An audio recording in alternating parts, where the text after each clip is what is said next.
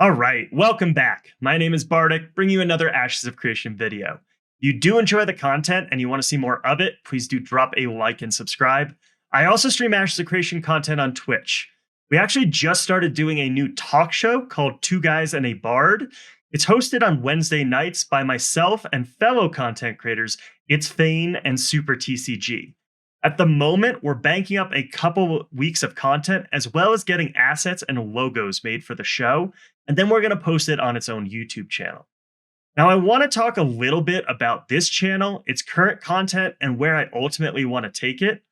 Obviously, Ashes of Creation is not yet released, and I am a part of the alpha testing, but those tests at the moment are mostly focused on back-end issues. So the videos for now are going to be focused on discussions about systems that will be implemented and trying to help myself as well as you all understand these systems and what they mean for the game. Some of what I say is going to be my opinion, and I don't expect everyone to agree with me. As we do start getting into more content testing for the game, I will be making videos that analyze the balance and feel of these systems. These videos will be focused on giving feedback as well as hopefully sparking constructive discussions. As Steven mentioned, the alphas are when we can have the biggest impact on this game. With that being said, thanks again for everyone's support. I've really enjoyed all the comments and discussions some of these videos have sparked, so let's get back into the video.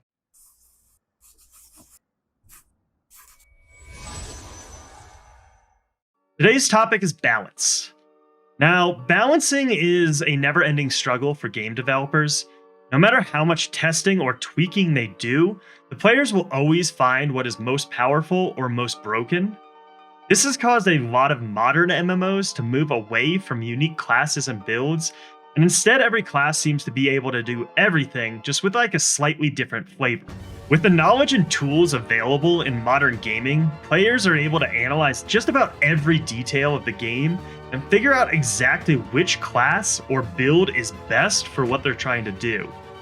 Even if the difference between two builds is minimal, you still see the majority of players just flock towards that particular build. Flavor of the month becomes pretty common in games, especially when changing your build or character is fairly easy. Even in games with a lot of options and potential character builds, only a small number actually seem to rise to the top. Games also have to balance between PvP and PvE, which has caused a lot of games to have completely different mechanics and or gear for each type of gameplay.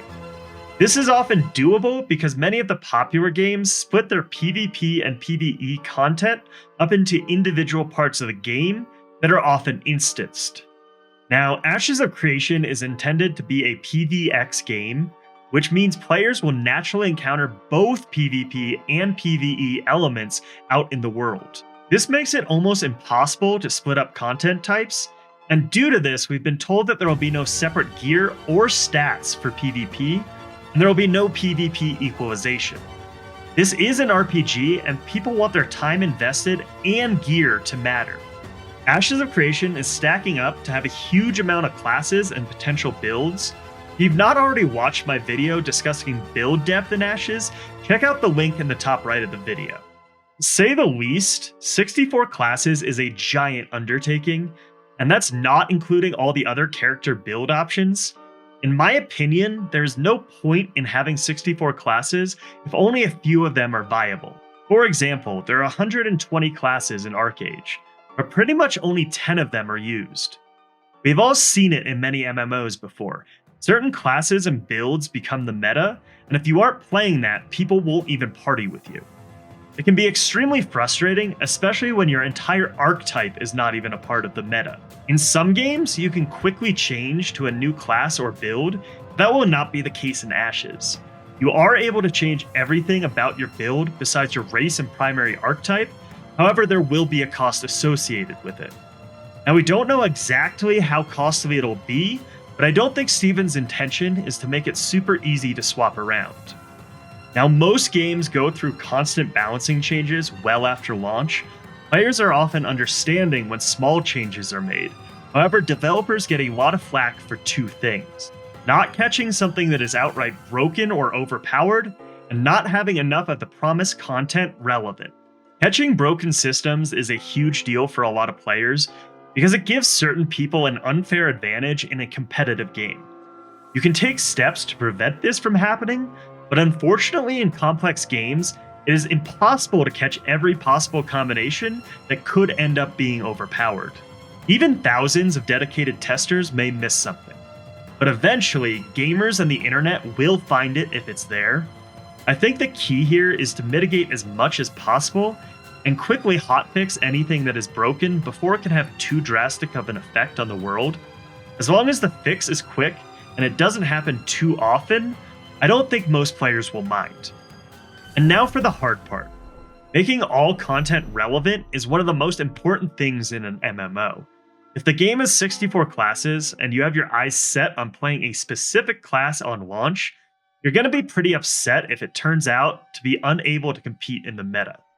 Now, unfortunately, it is pretty much impossible to make every build viable, but it is important that a good portion are viable and that each primary archetype has a number of viable builds.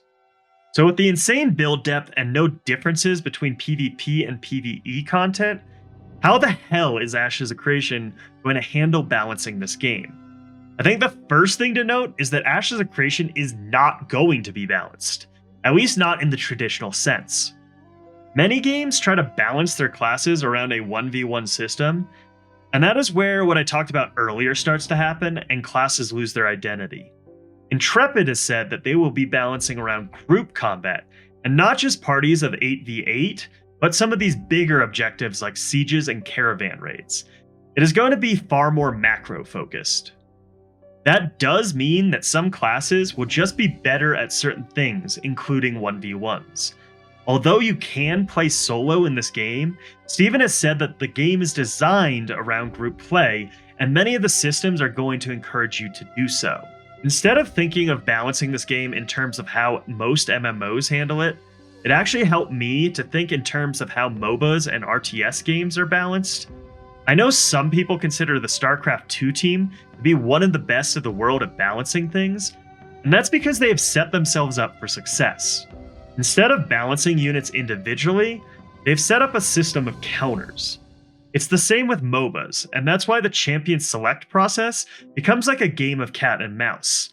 You're trying to figure out what your opponents are bringing to the table and bring something that counters it. Now, Steven has said that this is going to be their goal when creating classes. They'll be sticking to the Trinity system, so tanks, DPS, and support. Within each role, there will be different types of each. There's supposed to be evasion, control, and shield tanks. Then there will be healing, buff, and maybe even debuff supports. Then obviously we'll have ranged, melee, physical, and magical DPS types. Intrepid plans to have hard counters by using a rock, paper, scissors system. This should make it far easier to balance and keep any metas from establishing and becoming stagnant. Balancing, even in these terms, is still a major task to accomplish, but it is suddenly more approachable, and it gives a lot of different builds an opportunity to shine. Part of the way they intend to do this is by making different classes synergize with each other, and giving you reasons to bring different classes based on the type of content that you're going to be engaging. It also gives you a chance to build different types of groups that will still work well together. Being a PvX game does introduce challenges to balancing, but I also think it will have so many different types of content and ways to play the game that it gives a chance for different builds to shine depending on the current content. Steven has also said that although there are 64 classes, it's not 64 true classes. Just 8 archetypes, each with 8 variants. The augments do change your abilities, but not so much that you lose your primary archetype's identity. Now, to be honest, I'm not sure how I feel about this for 2 reasons. First of all, I do think trying to do 64 unique classes is just not something that should be approached, especially by a new game company. Otherwise, this game is just never going to release. Second, however, is that I do want your class augments to feel unique and different.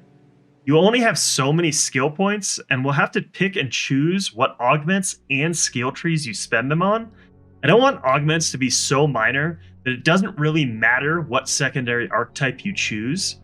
This is one of the systems that I am actually most excited to see develop and also hopefully give meaningful feedback on. As we mentioned, this is an RPG, and a player's character may be one of the most important things in the game. I'll definitely be doing a lot of content on the class system as we get into content testing. I think there are 4 important factors to making a good character system within an RPG. First, it needs to be extensive. There needs to be enough options to provide variety.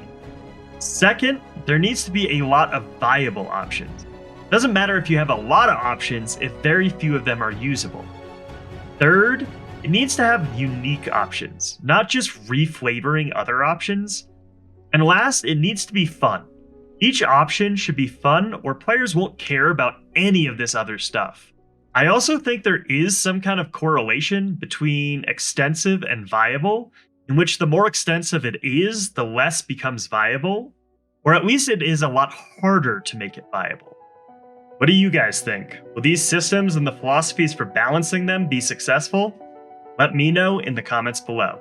Thanks for tuning in. We'll see you on the next one.